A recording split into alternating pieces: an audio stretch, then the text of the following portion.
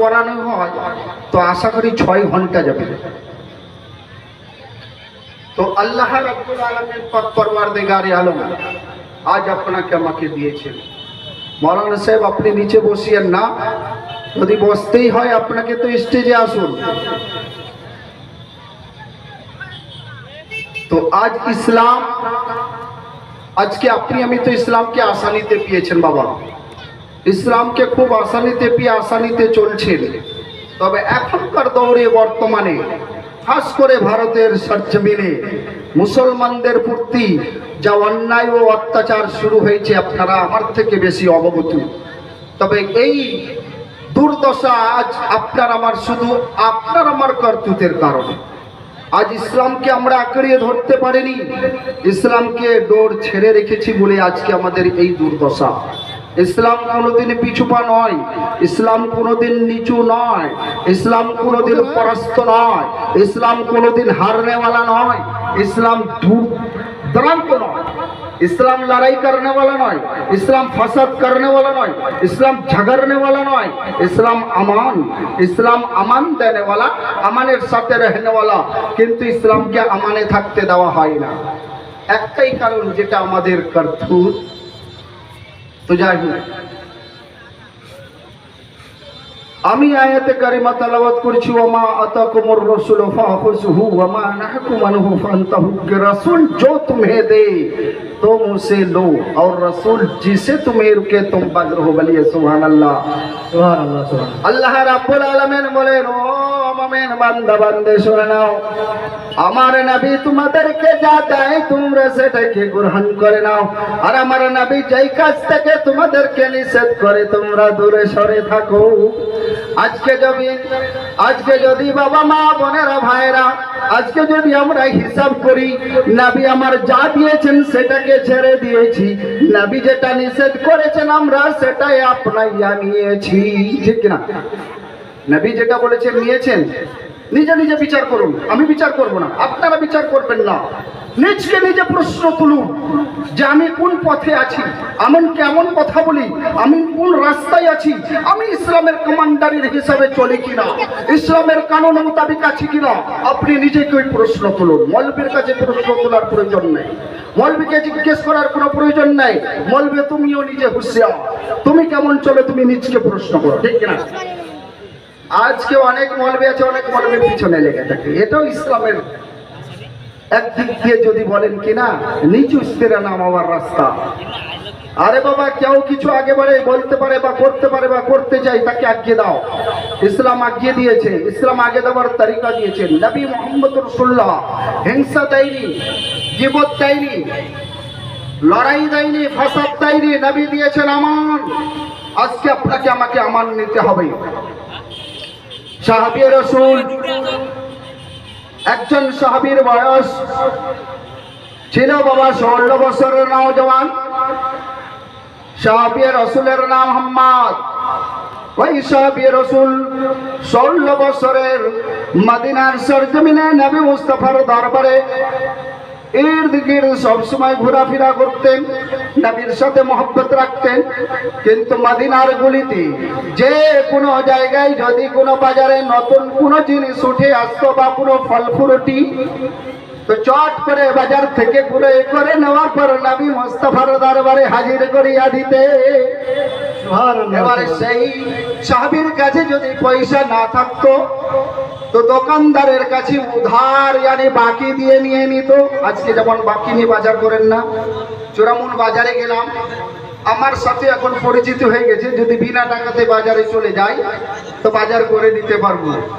তার কারণ চিনা পরিচিতি বলে কিছু বাকি দিয়ে দেয়, ঠিক কিনা? একজন মা আমার 50টি টাকা দিয়েছেন, আল্লাহ যে নিয়তি যে উদ্দেশ্যে করিয়াছে দান পূর্ণ করে আল্লাহ তার মনের ইয়ার মা। ওই নওজওয়ান মক্কার সরজমিনে যখনই কোন মদিনার সরজমিনে মক্কার সরজমিনে চলাফেরা করতে গিয়ে যখন বাজারে দেখতেন যে কোনো নতুন ফল ফ্রুট এসেছে, তিনি বলতেন এই ফল ফ্রুটি দুনিয়ার মানুষ কাউকে খেতে দেওয়া হবে না যতক্ষণ আমার নবী মুস্তাফার দরবারে হাজির করানো হয় না। নবীর পাগল, নবীর দিওয়ানা চট করে কিনে নিয়ে এসে নবীকে দিতেন। কখনো এমন অভাবে ভাষা ব্যবহার করতেন, বলে ইয়া রাসূলুল্লাহ আপনি খেলেন, হুজুর তো পয়সা টুকু দিয়ে দিন। নবী আমার বলতেন ও আহমদ তুমি বলো, আমি তো তোমাকে নিয়ে আসতে বলিনি। বলে ইয়া রাসূলুল্লাহ তাই বাস্তব, আপনি আমাকে অর্ডার দেন নাই, কিন্তু আমার দিলে গাওয়ারা দিয়েছি। যখন আমার নবী হাজির রয়েছেন, যখন আমার নবী মদিনায় মওজুদ রয়েছেন, কিন্তু আমি বাজারে দেখলাম ইয়া রাসূলুল্লাহ নবী গো নতুন ফল এসে গেছে, এই ফলটুকু যেন আমার নবীর সামনে আগে হাজির করে দেওয়া হয়।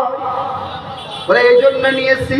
বলে হুজুর খেলেন আপনি, পয়সা আপনাকেই দিতে হবে। নবী একটুতে বলতেন যে নবী তো পয়সা দিয়ে দিতেন, হাম্মাদকে পয়সা দিতে হতো না, নবী প্রত্যেকটাই দিয়ে দিতেন। দিয়ে দেওয়ার পরে 1 তারিখ নবী আমার ওই নওজওয়ান 16 বছরের নওজওয়ানকে বলে হাম্মাদ তুমি মদিনার শহরের বাইরে থেকে একটা তোমাকে কাজ করতে হবে। বলে ইয়া রাসূলুল্লাহ লাব্বাইক, সদা হাজির রয়েছি। বলে তুমি একটা কাজ করো, তাড়াতাড়ি করে মদিনা শহরকে ছেড়ে গিয়ে বাইরে গিয়ে তুমি কাজটা করে আসো। বলে কাজটা কিসের জন্য দিলেন? নবী জানেন, সাহাবী জানেন। এবার রওনা হয়ে গেলেন সাহাবী রাসূল 16 বছরের নওজওয়ান, হিষ্টপিষ্ট নওজওয়ান চলতে শুরু হলো। মদিনার গলি গলি চলে গিয়ে বাইরে গেলেন, কাজ করে নেওয়ার পর যখন ওয়াপস আসেন মদিনার গলিতে চলতে গিয়ে আল্লাহু আকবার, ও সাহাবী রাসূল রাস্তায় চলছিলেন। মা বোনেরা একটু ধ্যান দিবেন, ওই 16 বছরের নওজওয়ান যখন রাস্তা দিয়ে চলতে থাকে, একজন মদিনার আনসারীর বাড়ি থেকে যেন পর্দাখানা হেঁটে গেছে, দরজাখানা খোলা ছিল। ও মায়ের মাথার কাপড়ে তার মাথার ভর্তি কাপড়খানা ছিল না। কথা বোঝা যাচ্ছে না? বোঝা যায় না? বোঝা যাচ্ছে তো? অসুবিধা হয় না? মাইক ঠিক আছে? একজন মেয়ে মানুষের, পর পুরুষ মেয়ে মানুষের যখন চুলখানা দেখে নিয়েছে, চুলকে দেখে নেওয়ার পর হাম্মাদ বলে আর এই চোখ দিয়ে গুনাহ হয়ে গেল। একজন গায়ের মাহরুম মেয়ে মানুষের মাথার চুল, এই চোখ দুটা যখন আমার দেখেছে তো গুনাহ হলো। এই গুনেগার চোখকে নবীর দরবারে কি করে হাজির হওয়া যায়? আল্লাহু গনি কি বলছে যে চোখ দিয়ে অন্য কোনো মেয়ে মানুষের মাথার চুলকে দেখেছে তো বলছে গুনাহ হয়ে গেছে। এই গুনেগার চোখকে নিয়ে কি করে নবীর দরবারে হাজির হব? বলে নবীর চেহারা কি করে দেখবো? সাহাবীরা বলেছেন, হযরত ওমর ফারুক বলেছিলেন, বলে ইয়া রাসূলুল্লাহ আপনি আমাদের সামনে বাহায়াত আছেন, আপনি যখন পর্দা করে যাবেন হুজুর আমরা কাকে দেখব?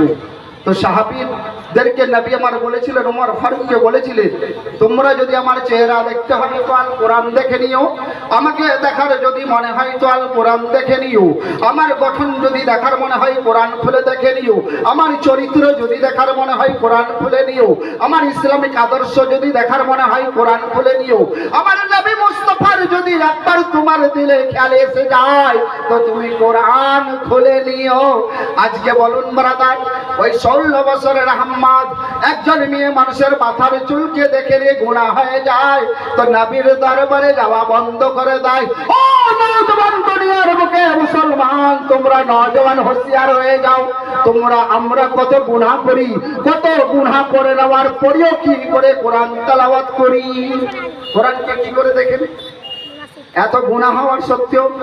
তবে হাম্মাদের তরিকাটা আপনার ব্রাদার, ও হাম্মাদ তাড়াতাড়ি করে চোখ বন্ধ করে নাই, বলে নবীর দরবারে যাওয়ানো হবে না, নবীর দরবারে আর পৌঁছানো হবে না।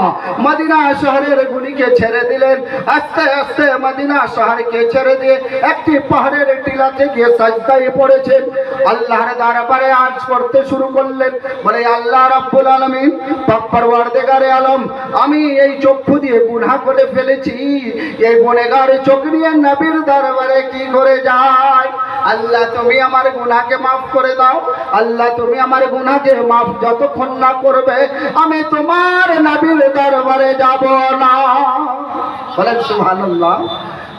হাম্মাদ বলতে লেগেছেন যে যতক্ষণ আমার গুনাহ মাফ না হবে গো আল্লাহ আমি তোমার নবীর দরবারে যাব না। বলে এই চোখ দিয়ে নবীর দর্শন করবো না, একদিন নয়, 2 দিন নয়, 3 দিন নয়, চললো। আল্লাহ জানি নবী আমার ইন্তজার করেন, না জানি হাম্মাদ আসতেছে। একদিন 2 দিন করে 38 দিন গত হয়ে গেল। কতদিন? 38 দিন গত হয়েছে। খাওয়া নাই, পান করা নাই, শোয়া নাই, কিছু নাই, শুধু সাজদায় রেখে বলে আল্লাহ তুমি আমার গুনাহকে মাফ করে দাও। আল্লাহ আমি গুনাহ করে ফেলেছি, আল্লাহ আমার চোখের গুনাহ হয়ে গেছে, এই গুনাহকে আল্লাহ তুমি আমার মাফ করে দাও, তারপরে আমি নবীর দরবারে যাব। এদিকে নবী আমার 38 দিনের পর 39 দিনে হযরত ওমর ফারুককে আমার নবী বলেন, ও ওমর তুমি শোনো শোনো, আমার নওজওয়ান সাহাবী আজকে 39 দিনে ধরে আমার নজরের থেকে গায়েব রয়েছে। সে কোন জায়গায় আছে, মদিনার কোন গলিতে আছে, কি অবস্থায় রয়েছে, তাকে তাড়াতাড়ি করে তুমি ঢুঁড়ে নিয়ে এসো আমার দরবারে। হযরত ওমর ফারুক মদিনার গলিতে ঢুঁড়ার জন্য বেরিয়ে গেলেন। এদিকে ঢুঁড়েন, ওইদিকে ঢুঁড়েন, চতুর্দিকে ঢুঁড়তেই রয়েছেন, কিন্তু মুহাম্মদকে খুঁজে পায় না। 39 দিন গত হয়ে যাওয়ার পর ওয়াপস আসলেন। 40 দিন হয়ে গেল। নবী আমার বলেন, ও ওমর ফারুক তুমি মুহাম্মদকে ঢুঁড়ে নিয়ে আসতেই হবে। আমার মুহাম্মদ কোন জায়গায় রয়েছে তাকে আজকে খোঁজ করে নিয়ে আসতেই হবে। বলে ইয়া রাসূলুল্লাহ 39 দিন গত হলো, খুঁজে পেলাম না, কিন্তু আজ লাস্টে আজকে ইনশাআল্লাহ নিয়ে আসবো। বলেন ওমর ফারুক রওনা হলেন। মদিনার গুলি গুলি খুঁজেছেন, পাওয়া যায়নি। বলছেন মদিনার বাইরে দেখতে যেতে হবে। মদিনার বাইরে কদম রেখেছেন, পাহাড়ের টিলাতে একটি আওয়াজ আসতো, এ আল্লাহ আমি গুনেহগার, আমি ইশাকার, আমি বদকার, আমার চক্ষুর গুনাহ হয়ে গেছে গো মাওলা, আমার গুনাহকে যতক্ষণ তুমি মাফ না করে দিবে আমি নবীর দরবারে যাব না। এই বলে আরাধনা করে আর ওই জায়গায় রাখালেরা ছাগল চড়াইতো, ভেড় চড়াইতো, তারা বলতে লাগলো আমরা যতদিন দেখেছি 39 দিন ধরে, আজকে 40 দিন চলতে লেগেছে। 40 দিন ধরে আমরা ছাগলকে এই জায়গায় নিয়ে আসি, যখনই এই পাহাড়ের দিকে নজর চলে যায় এই আওয়াজটুকু এসে যায়, আমাদের জানোয়ারেরাও খাবার খায় না। কিন্তু কোনে আমার একটা মানুষ সেই পাহাড়ের উপরে শুধু নিজের গুনাহের জন্য আল্লাহর কাছে কাঁদে। বলে সেটাকে তোমরা কি জানো? বলে তার চেহারা দেখতে কেমন? সেই রাখালেরা বলে আমরা তো এই চেহারা তার জানি না, তবে জানি এই ছেলেটাই মদিনাবাসী, কিন্তু না জানি কোন জায়গার, আমরা তাকে চিনতে পারি না। কিন্তু হযরত ওমর ফারুক বুঝে গেলেন নিশ্চিত এই নওজওয়ান সেই হবে মুহাম্মদ। তাড়াতাড়ি করে ওমর ফারুক গিয়ে হাজির হলেন। 40 দিন ধরে যখন খাওয়া নাই, পিপাসায়, পান করানো হয়নি, খাবার খাওয়া হয়নি, এবার আর চলাফেরা করতে পারে না, সাজদাতে বসে থাকতে পারে না, সাজদা টেকে দিয়ে শুধু আরাধনা করতে রয়েছেন। ওমর ফারুক গিয়ে হাজির হয়েছেন। বলে আম্মা, বলে সাজদা তুলো। বলে কে? বলে আমি উমর। বলে কেন এসেছো? বলে তোমাকে নবীর দরবারে যেতে হবে। বলে আমি নবীর দরবারে যেতে পারবো না উমর, আমি এমন একটি গুনাহ হয়ে গেছে, যতক্ষণ আমার এই গুনাহ আল্লাহ মাফ না করে দেয় আমি এই গুনাহগার চোখকে নিয়ে কি করে নবীর দরবারে যাই? বলে চলো নবী তোমাকে বারবার ডেকেছেন, তোমাকে যেতেই হবে। বলে আমি যাব, কিন্তু নবীর দরবারে যেতে পারবো না, যতক্ষণ আমার গুনাহ মাফ না হয়ে যায় আমি নবীর দরবারে যাব না। ওমর তুমি আমাকে ছেড়ে দাও। বলে না, নবী তোমাকে আমাকে খোঁজ করার জন্য পাঠিয়েছেন, আমি এসে গেছি, আজকে তোমাকে ছাড়বো না, নিয়ে যেতেই হবে। বলে ওমর যখন তুমি আমাকে নিয়ে যাবে আমার কিন্তু দাঁড়ানোর ক্ষমতা আর নেই। বলে কেন দাঁড়াতে পারবি না? বলে না। বলে মুহাম্মদ তোমার চেহারা কত হৃষ্টপুষ্ট ছিল, তুমি এরকম দুবলা হলো কেন? বলে আমি 40 দিন ধরে আরাধনা করছি, খাওয়া দাওয়া নেই। বলে হুজুর আর আমি দাঁড়াতে পারি না। বলে দাঁড়াও না। বলে না, বসতে পারবো না। বলে বসতে পারবে না? বলে না। হযরত ওমর জড়িয়ে ধরে নেওয়ার পর কাঁধে ফেলে দিয়ে পাহাড় থেকে নিচে নামলেন। এবার নামাজের টাইমে, জুম্মার দিন ছিল, জুম্মা কায়েম শুরু হয়ে গেছে, জুম্মা খাড়া হয়ে গেল। হযরত ওমর ফারুক ওই সাহাবীকে নিয়ে গিয়ে মসজিদে নববীর বারান্দাতে বসিয়ে রেখে দিয়েছে, বলে তুমি এখান থেকে সাজদা করো। এবার ও সাজদার জন্য বসে থাকতে পারে না, শুয়ে থেকেছে। ওমর জামাত ধরে নাই, নামাজ পড়িয়ে দেওয়া হলো। নবী সালাম ফিরিয়ে দেওয়ার সাথে সাথে নবী আমার বলেন, ওমর আমার হাম্মাদ কর। ওমর ফারুক বলেন, ইয়া রাসূলুল্লাহ হাম্মাদ হাজির রয়েছে। বলে হাম্মাদ দাঁড়িয়ে যাও। ওমর ফারুক বলে, ইয়া রাসূলুল্লাহ ওর শরীরের এমন পরিস্থিতি, ওর বডির এমন পরিস্থিতি হয়েছে ইয়া রাসূলুল্লাহ, দাঁড়ানোর মতো তার শরীরে আর ক্ষমতা নেই। বলে দাঁড়াতে পারবে না? বলে না। বলে কোন জায়গায় রয়েছে? হাম্মাদ লাব্বাইক বলে, ইয়া রাসূলুল্লাহ হাজির রয়েছি। এ বলার পর হাম্মাদ নিজের চোখ দুটো বন্ধ করে নেয়। বলে নবী আমার আসছেন, নবীর সাথে কথা বলবো, কিন্তু নবীর চেহারা, এই চোখ গুনেগার চক্ষু দিয়ে নবীর চেহারা দেখব না। কি আদর্শ, কি নিয়মনীতি, কি কানুন! হাম্মাদ বলে, ইয়া রাসূলুল্লাহ আপনি আমার পার্শ্বে আসবেন না, আমি গুনাহগার, আমি এসে আগার হুজুর গো, আমার বড় গুনাহ হয়ে গেছে, আমার যতক্ষণ গুনাহ মাফি হবে না হুজুর আপনি ততক্ষণ আমার পার্শ্বে আসবেন না। নবী আমার দৌড়ে লাইনকে ছেড়ে দেওয়ার পর হাম্মাদকে এসে কোলে তুলে নেয়। হাম্মাদ চোখ দুটি বন্ধ করে দিয়েছে। নবী আমার বলেন, হাম্মাদ তুমি চোখ খুলো। হাম্মাদ চোখ খুলে না। আল্লাহু আকবার। হাম্মাদ চোখ আর খুললো না। জিবরিল আমিন এসে নবীকে সংবাদ দেয়, বলে ইয়া রাসূলুল্লাহ হাম্মাদের যত গুনাহ ছিল আল্লাহ সমস্ত গুনাহকে মাফি করে দিয়েছে। বলেন সুবহানাল্লাহ। বলে সমস্ত গুনাহ মাফি করে দেওয়া হয়েছে। বলে চোখ দুটো খুলতে বলুন, আপনার চেহারা দর্শন করতে বলুন। হাম্মাদ শুনে যাওয়ার পর যখন বললেন যে নবী আমার বলছেন যে তোমার সমস্ত গুনাহ মাফ হয়ে গেছে, আমাকে জিবরিল আমিন বলে গেল, তো হাম্মাদ চোখ দুটো খুলে নেওয়ার পর নবীর চেহারাকে দেখলেন। বলেন সুবহানাল্লাহ। দেখে নেওয়ার পর ওই টাইমে তখন বললেন, বলে তুমি এই ঘটনা কি হলো বল। বলে ইয়া রাসূলুল্লাহ এই ব্যাপার। বলে নেওয়ার পর আল্লাহ রাব্বুল আলামিনের নবী হঠাৎ মাথার ভর্তি হাত বুলান, মালাকুল মউত এসে রূহ থেকে পরওয়াজ করে নিয়ে চলে যায়। বলেন ইন্না লিল্লাহি ওয়া ইন্না ইলাইহি রাজিউন। তিনি দুনিয়ার মুখ থেকে শহীদ হয়ে চলে গেলেন। আজকে বলেন নওজওয়ান, এই নওজওয়ানদেরকে বলবো, নওজওয়ানদেরকে শুধু ধরে বলতে গিয়ে ভুল হবে। আজকে আমাদের বয়স্ক বাবাদেরকে যদি জিজ্ঞেস করানো হয়, বলে আপনি কতটুকু সাকসেসফুল বলুন, তো সব ফেলিওর, ঠিক না? ইসলামের খাতায় সব ডিলেট। আজকে এসআইআর হয়েছে না, এবার এসআইআর হলো না, ডিলেটে নাম এসছে না ভোটে, অনেকে ডিলেট হয়ে গেছে। কত কাগজ দিতে হবে তো হিসাব নেই। ভোট কিছু লোকের উঠেনি, উঠবে পরে। এখন উঠবে কি উঠবে না এর মধ্যে একটা মতভেদ আছে। যাই হোক, সেদিকে ঢুকবো না। তার কারণ বাবা আমরা হলাম পরাধীন, স্বাধীন নয়। এই স্বাধীন দেশ, এই দেশ আমার স্বাধীন দেশ, এ দেশ আমার মহব্বতী দেশ, এ দেশ কারো নয়, এই দেশ আমার। কিন্তু আমার বলতে গিয়ে আমার দেশ নয়। আমি যদি নিজে দাবি করি তবু আমার নয়। পাড়ায় বলে তোমার দেশ নাই, তোমার দেশ আর কোন জায়গায়? বলে আমার কোন জায়গায় যেখানে জন্ম সেখানে আমার দেশ। তো ব্রাদার, ও নওজওয়ান তোমরা শুনে নাও, আজকে যদি এতটুকু না করতে পারি, আজকে আমরা চলাফেরাই করতে গিয়ে সেই গুনাহগুলো হয়ে যায়, এই গুনাহ থেকে দূরে থাকার বিরত করো। নবী আমার বলেন, নবী যা দেয়, আল্লাহ বলেন নবী যা দেয় তা নিয়ে নাও। নবী যেই কাজ থেকে নিষেধ করে দূরে সরে থাকো। মা বোনদের আপনাদেরকেও বলে যায়, আপনারা নিশ্চিত রাস্তায় যখন চলবেন, নিশ্চিত আপনাদের দ্বারা থেকে যেন আমার নওজওয়ান বাবা ভাইদের আমাদের যেন গুনাহ না হয়, সেটা একটু আপনারা হুঁশিয়ার থাকিয়েন। কথা বুঝতে পেরেছেন? যে আপনারা রাস্তায় চলেন, এ মাদেরকে কি বলবো, সমবয়স্ক যদি দিয়ার বিয়ে যায় নওজওয়ান, বা শ্বশুরও যদি ছোট থাকে, মানে শ্বশুর যে ছোট আছে, এটা শ্বশুর আব্বা। হাই শ্বশুর আব্বা, আরে তোমার বাবার সামনেও তোমাকে পর্দা করতে হবে। যখন তুমি সাবালিকা হয়ে যাবে, তোমার বাবার সামনে তোমাকেও পর্দা করে চলতে হবে। আরে দুনিয়ার কাছে তো আরো আলাদা কথা। তোমার ভাই যখন জওয়ান হয়ে যায়, তুমি যখন যুবতী হয়ে যাবে, ভাই বোন থেকেও পর্দা করে চলতে হবে। আজকে নওজওয়ানকে বাড়িতে যদি দেখানো হয়, হাত প্যান্ট পিনে ঘুরে বেড়ায় না?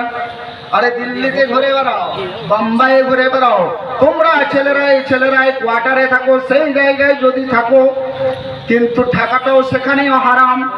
কিন্তু তার মধ্যেও একটা তুমি গুনাহ থেকে বাঁচবে, ছেলের মধ্যে থেকে থেকেছো, আর বাড়িতে এসে নেওয়ার পর মা আছে, ভাবি আছে, বোন আছে, মেয়ে আছে জওয়ান, তারপরেও আবার হাফ প্যান্ট কিনে ঘুরে বেড়ায়। আহারে পাগল, কি দুনিয়ার পাগল। যার জন্য কবি আগে বলেছেন যে জাহানি বার টানে রে পাগল, তাড়াতাড়ি নে, তাড়াতাড়ি সেরে নে তোর নেওয়া দেওয়ার পালা। তার মানে দুনিয়াটা হলো নেওয়া দেওয়ার, যা নিবি তা নে পাগল। সব রকমের দুনিয়ার বুকে পাগল হতে হয়। এক পাগল রয়েছে মেয়ের ছেলের পিছনে ঘুরে বেড়া পাগল, এক পাগল থাকে মা বাবার পাগল, এক পাগল থাকে স্বামী স্ত্রীর পাগল, এক পাগল থাকে ইসলামিক পাগল, এক পাগল থাকে দুনিয়াকে হাসিল করার পাগল, এক পাগল, পাগলের শেষ নাই। যার জন্য কবি বলেছেন পাগল বলে আখ্যা দিয়েছে সবকে। কিন্তু ব্রাদার, পাগলের মধ্যে পাগল হতে হবে। ইসলামিক পাগল যদি হওয়া যায় তো তোমার কিয়ামতের দিনে উদ্ধার হবে, ঠিক না? কিন্তু ব্রাদার, আজ মা বোনদের কি বলবো যে তোমার বাড়িতে তোমার ছেলে বা তোমার মেয়ে, আজকে মেয়েরা যদি রাস্তার দিকে চলে, ইটাহারে দেখেন, রায়গঞ্জে দেখেন, মালদাতে দেখেন, তারা এমন ভাবে পরিবেশ করে চলে, তো মৌলবীরা যদি বলে যে এইরূপ ভাব চলে, বলবে এদের নজরটা খারাপ। তুমি দেখাচ্ছ সবকে, কোনো গুণা নাই, যদি আমি বলে দিলাম সেটাই অপরাধী, ঠিক না? বলছে মৌলবীর নিয়ত খারাপ, যে মেয়েদের দিকে দেখছে। আরে তোমার দিকে দেখে না, তোমার চরিত্রটা দেখে বয়ান করছে। তোমার দরুনে আরো কয়েকজন জাহান্নামী হয়ে যা, তোমার দিকে যতজন নজর দেয় সব জাহান্নামে চলে যাবে। এই জাহান্নামে পাঠাবার করুন, তুমি জাহান্নামের চাবি হয়ে দাঁড়িয়ে গেছো, জাহান্নামকে খুলে দিচ্ছ। সতর্ক হয়ে যাও ব্রাদার। ইসলাম তা আদর্শ দেয় নাই, ইসলাম তা নিয়ম নীতি দেয় নাই। আল্লাহু গানি ইসলামের কি নিয়ম ও নীতি গো আল্লাহ। নবী আমার কেমন কোয়ালিটি দিয়েছেন, নবী কি চরিত্র দিয়েছেন। নবীকে মদিনার বুকে, মক্কার বুকে নবীকে পাগল বলে আখ্যা করেছে, নবীকে দিওয়ানা করে বলে, নবীকে মজনু করে বলেছি, নবীকে বহু ধরনের তুচ্ছ ভাষায় বলে। একজন ইহুদির শুধু চরিত্র ছিল, তার দিলে একটাই ছিল কে মুহাম্মদ। ইসলাম প্রচার করতে লেগেছে, এ 360 খোদাকে বাতিল করে দে, এক খোদার পূজারি দেয়। আমরা সেটা পূজারি নিব না, আমরা এক খোদার পূজারি হব না, আমরা এক খোদাকে মানব না। এই জন্য একজন ইহুদি প্রতিদিন সে টার্গেট করলো কি, যে নবীকে গালি দিতে হবে, নবীকে 100টা গালি দিতে হবে। নরমালি 100টা গালি দেওয়ার পর তার আত্মা শান্তি পায়। মানে ওর 360 খোদা সেটাকে মানবে, আর মুহাম্মদ আমার ইসলাম প্রচার করে, তো বলে ওকে গালি দিতে হবে। ও নিয়ত করে ফেললো মূর্তিদের সামনে গিয়ে, যে মূর্তিদেরকে ওরা ভগবান বলে না, আল্লাহ তো নেই, ভগবান বলে, ঠিক কিনা?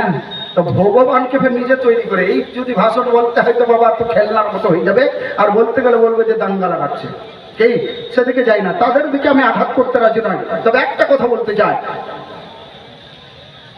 মূর্তির সামনে গিয়ে কসম খেয়ে বলল, ও মূর্তি তোমরা ভগবান সাক্ষী থাকো, আমি মুহাম্মদকে দৈনিক 100টা করে গালি দিব, নরমালি 100-র উপরে গালি দিব। প্রতিদিন গালি দেয় বহু ধরনের তুচ্ছ ভাষায় বলে, যেটা মাইকে প্রকাশ করা যায় না। নবীকে বিভিন্ন ধরনের ভাষায় গালি দেয়। ওমর ফারুক শুনে, উসমান গনি শুনে, হযরত আলী শুনে, সাহাবীরা শুনে, সাহাবীদের মধ্যে গোসায় ভরে যায়। নবীর দরবারে এসে বলে, ইয়া রাসূলুল্লাহ, ওই ইহুদি এমন ভাবে ভাষা প্রয়োগ করে গো নবী, আপনি যদি একবার অর্ডার দেন তার গাল্লাটা উড়িয়ে দেব। ওমর ফারুকের সামনে সেই যুগে কাউরি দবদবা চলতো না। আজকে যেমন কাউরি সামনে আমাদের দবদবা চলে না, আছে ভারতের বুকে তো লাঠির দবদবা দেখায় না, কলমের দবদবা দেখায়। ওই যুগে কিন্তু ওমর ফারুক দেখাতেন ইসলামিক দবদবা। সেই জায়গায় কাউরি দাদাগিরি চলতো না, কিন্তু ওমর ফারুককে নবী আমার বলেন শান্ত, বলে শান্তি হয়ে যাও, ইসলাম আমান দেয়, বলে চুপ থাকো, করতে দাও, তার কাজ গালি দেওয়া, দিতে দাও, ওর ফল ও নিজে পাবে। কি কথা বললে? ওর ফল ও নিজে পাবে। এরকম চলতে থাকলো। কিছুদিন পর আল্লাহ রাব্বুল আলামিন জিবরিল আমিনকে বলে, জিবরিল তুমি যাও, তাড়াতাড়ি করে যাও, ওই ইহুদির চোখ দুটা নষ্ট করে ফেলে দাও। যেই মুখ দিয়ে নবীকে গালি দেয়, যেই চোখ দিয়ে দেখে নবীকে গালি দেয় বরদাস্ত করতে পারে না। আমি আল্লাহ তাকে চক্ষু দিয়েছি, আমি এই আল্লাহ ওর হাত দিয়েছি, পা দিয়েছি, তুমি তার সব সালামত রাখবে, সব বরকরার রাখবে, শুধু চক্ষু দুটো তার অন্ধ করে দেবে। কি কথা বললে? আল্লাহ বলেন জিবরিল যাও তার চোখ দুটোকে অন্ধ করে দাও। অন্ধ আর কানা বুঝেন? অন্ধ কাকে বলে? দুই চোখে যে দেখতে পায় না তাকে বলে অন্ধ। আর কানা বলে এক চোখে দেখতে পায়, এক চোখে দেখতে পায় না, ও হলো কানা। কথা বুঝতে পারছেন? অন্ধ করে দাও, অন্ধ করে দেওয়া হলো। অন্ধ করে দেওয়ার পর মূর্তির সামনে গিয়ে আরাধনা করতে লাগলো ইহুদি। বলে, ও আমার ভগবান, তোমরা আমার চক্ষু দুটা দিয়ে দাও। আমার চোখ দুটা কেন গেল? আমি তোমাদের ভালোর জন্য মুহাম্মদকে গালি দিই, আর আজ মুহাম্মদকে দেখতে পাই না, আমার চক্ষু দুটা নষ্ট হয়ে গেল। তোমরা আমাকে চক্ষুর রোশনি ফিরিয়ে দাও। কোনো কাজ হয় না। পাথরের মূর্তি করবে কি? যাকে নিজে হাতে বানিয়েছি সে করবে কি? যাকে আল্লাহ বানিয়েছে তার বিরুদ্ধে লেগেছে। আজকেও ভারতের বুকে মুসলমানদের ফুর্তি তারা সেরকম লেগেছে, আমার সাথে লেগে নাই, আমার সাথে লড়াই লেগে নাই, আমার ইসলামের সাথে লড়াই নিয়েছে, আমার কোরআনের ফুর্তি আঘাত মারতে শুরু করেছে। বলে, আমার সাথে লড়াই লাওনি, আমি তোমার সাথে লড়তে যাব না। তুমি আল্লাহর সাথে লড়াই নিয়েছো, আল্লাহর তুমি জানো, আমরা জানি না। আল্লাহ বিচার করবে একদিন। বলে, ওই ইহুদি যখন আর খুঁজে পায় না, ভগবানের কাছে যখন ভগবতীদের কাছে পেল না, দৌড়াই হাকিম হুকমাদের কাছে, বড় বড় হুকমাদের কাছে গেল, কোনো কাজ হলো না। আরবের সরজমিনে গোটা ছান বিছান করে দেয়, তার চক্ষুর বেনাই আসলো না, চোখ দুটি ভালো হলো না। তার মেয়ে একটি ছোট ছিল। বলে, আব্বা হুজুর, আপনার চোখ দুটার জন্য তো আমাদের সমস্ত সম্পত্তি বিক্রি হয়ে গেল, আমাদের যত মাল ও দৌলত ছিল সবই কিছু চলে গেল গো বাবা, আপনার চক্ষু দুটা পুরো হাকিম ভালো করতে পারলো না। আব্বা হুজুর, আপনি যদি আমাকে অনুমতি দিন, আমি একটা এই মদিনার সরজমিনে একজন ডাক্তার রয়েছে গো আব্বা, আমি ওই ডাক্তারের কাছে যাব, আপনার জন্য ঔষধ নিয়ে আসবো। আব্বা হুজুর, যদি আপনি আমাকে অনুমতি দিন। বলে, গোটা বড় বড় শিক্ষিত বড় বড় এমবিবিএস ডাক্তার ওই যুগের যারা ছিল সবারই কাছে গেছি, আমার চোখ দুটি ভালো হয়নি, আর তুমি কোন জায়গায় যাবে? আর তো ডাক্তার নেই, আরবের মধ্যে সব ডাক্তারকে দেখে দেওয়া হয়েছে। বলে, আব্বা হুজুর, ও ডাক্তার নয়, ডাক্তারের ডাক্তার। বলে, হাকিমের হাকিম। বলে, কে নাম বলো? বলে, মুহাম্মদ। বলে, যেতে হবে না। বলে, আব্বা হুজুরে একবার অনুমতি দিন। বলে, না, যেতে হবে না। বলে, আব্বা হুজুরে একবার অনুমতি দিন। বলে, যখন তুমি বারবার বলো, আমি কিন্তু মুহাম্মদের কাছে তোমাকে যেতে দেব না। বলে, আব্বা হুজুরি যাব না, ঠিক আছে, থেকে গেল। কিছুদিন থাকলো, তারপরে একদিন নিজেই ভাবলো বাবাকে বলার আর কোনো প্রয়োজন নেই, আমি নিজেই দৌড়াই। তাড়াতাড়ি করে ওই মেয়েটা, ইহুদির মেয়ে, মসজিদে নববীর দরওয়াজার সামনে গিয়ে হাজির হয়েছেন। সাহাবী রাসূলেরা দেখেন মেয়ে মানুষ, ছোট বাচ্চা দাঁড়িয়ে আছে। বলে, তোমার নাম কি? তুমি তো অমুকের মেয়ে। বলে, হ্যাঁ। বলে, কি জন্য এসেছো? তোমার বাবা প্রতিদিন 100 বার করে নবীকে গালি দেয়, আর আজকে তুমি এই মসজিদে নববীতে এসে গেছো, না জানি তোমার বাবার মতলবে এসেছো। অনুরোধ করতে লেগেছে। বলে, বাবা জান, আমি বাবার কথাতে আসি নাই, আমার বাবার চক্ষু দুটি চলে গেছে গো হুজুরেরা, আমার বাবার চোখ দিয়ে দেখতে পাই না। আমি এই জায়গায় শুধু এসেছি একটাই জিনিস নেওয়ার জন্য, আপনারা যদি আপনারা সামনে থাকুন, আমাকে একটা কথা বলতে দিন। বলে, কি কথা? বলে, কথাটা এই যে আমি আপনার নবীর নালাইন মুবারককে দেখতে চাই। বলে, কেন? বলে, তুমি নবীর জুতাকে দেখে নেবার পর চুরি করে নিয়ে যাবে, এটাই যে লাস্ট তুমি সাজাতে এসেছো? বলে, না, অনুরোধ করি আপনাদের প্রতি, আমি সেই কাজ করতে আসিনি, আপনারা এখানে দেখুন। তবে আমি একটা কাজের জন্য এসেছি, ওই নবীর জুতা থেকে যে ধুলগুলো রয়েছে, আল্লাহ জানি, বলে ওই ধুল নেওয়ার জন্য এসেছে। বলেন সুবহানাল্লাহ। বলে, নবীর নালাইন মোবারকের ধুল যদি পাই ওই ধুলটাকে নিয়ে যাব। বলে আপনারা আমাকে দেখুন, আমাকে ফলো করে থাকুন, আমি কিছু করতে চাই না। ওই নবী মুহাম্মদুর রাসূলুল্লাহর নালাইন মোবারককে সাহাবীরা দেখিয়ে দেয়, বলে ওই দেখ, বলে এই জুতোগুলো নবীর। বলে হ্যাঁ। নবীর জুতোগুলোকে উল্টো করে দিয়ে আস্তে আস্তে ধুলগুলোকে হাতে কিছুটা ছড়িয়ে নেয়। ছড়িয়ে নেওয়ার পর মুঠি বেঁধে নিয়ে দৌড়াইছে। বলে আমি আর আসবো না, ফিরে আপনার নবীর জুতা থাকলো, আমি গেলাম। ইহুদির নিয়ে তাড়াতাড়ি করে দৌড়াই, দৌড়াইতে দৌড়াইতে মসজিদে নববীতে দৌড়াইতে দৌড়াইতে ইহুদির বাড়িতে গিয়ে হাজির হলো। বাবাজানকে বলে আব্বা জান, আমি ঔষধ নিয়ে এসছি। বলে কোথা থেকে? বলে যেখান থেকে নিয়ে এসছি গো আব্বা, শুধু আপনার চোখে একটু সুরমা লাগিয়ে দিতে দি। বলে সুরমা লাগাবি? তো লাগা। ইহুদি বুঝে নাই, বুঝতে পারে নাই। বলে সুরমা লাগাবি তো লাগিয়ে দে। বলে আব্বা আমার মনের বাসনা, আমার দিলের তামান্না, আমি আপনার চোখে আব্বা হুজুর একটু সুরমা লাগিয়ে দিই। বলে লাগিয়ে দে। আল্লাহু জ্ঞানী, ওই মেয়েটা নিজের হাতের আঙ্গুলের মধ্যে একটু করে ধুলা নিয়েছে আর নিজের বাবার চোখের মধ্যে সুরমার মতো লাগিয়ে দেয়। দুই চোখে লাগিয়ে দিল, চোখ একেবারে ভালো হয়ে যায়। তারপরে বাবা বলতে লাগলো আম্মারে, ও আমার মা, তুমি কোথা থেকে কি নিয়ে আসলে? বলে তোমার সুরমা কোন দোকানের? বলে কোন দোকান থেকে নিয়েছো? বলে কোন জায়গাতে তুমি ক্রয় করলা? এর খবর কি তুমি আগে আমাকে কেন দাওনি? আমি কেন পাই না?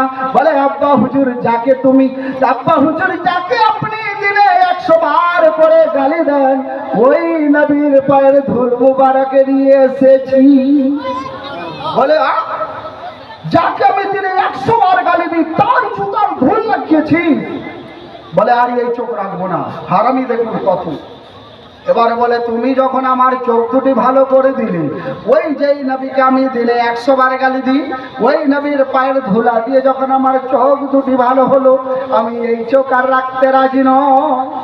বলেন তো, চোখ চলে যাওয়ার পর যদি যে কোনো মতলবে যদি যে কোনো রকমের চোখ এসে যায়, ছাড়া যায়। কিন্তু হারামি ইহুদি বলে আর চোখ রাখবো না। নিজে নিজে বহু রকমের চেষ্টা করলো মারার জন্য, চোখ আর খারাপ হয় না, চোখকে নষ্ট করতে পারে না। বলে যতবার আঘাত করে ততবার যেন আরো বেশি ভালো হয়ে যায়, বেশি দৃষ্টি হয়ে যায়। এবার চট করে দৌড়াই, এরকম কাজ হবে না।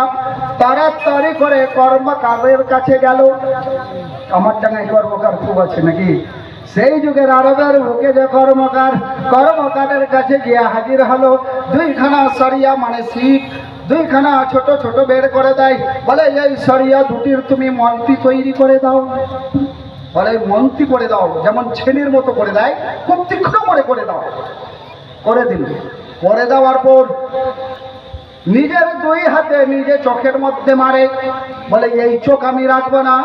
যেই মুহাম্মদকে গালি দিই, মুহাম্মদের পায়ের ধুলাতে যখন চোখ ভালো হলো, ওরই জন্য আমি চোখ আর রাখবো না।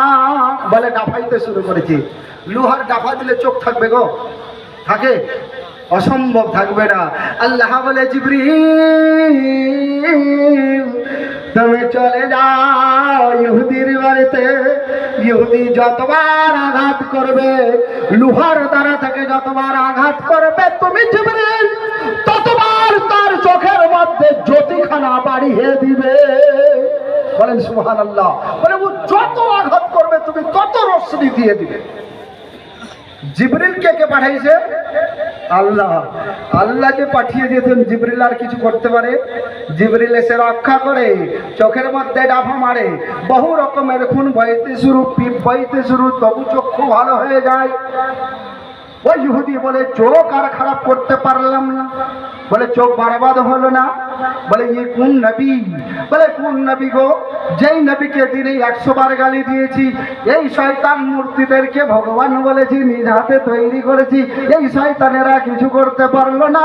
যার পায়ের ধুলের দ্বারা থেকে চক্ষু দুটো ভালো হয়ে গেল, তারপরেও যদি এত সরিয়া মারার পরেও যদি চক্ষু খারাপ না হয়, তো এর মতে আর ভালো কেউ হতে পারে না।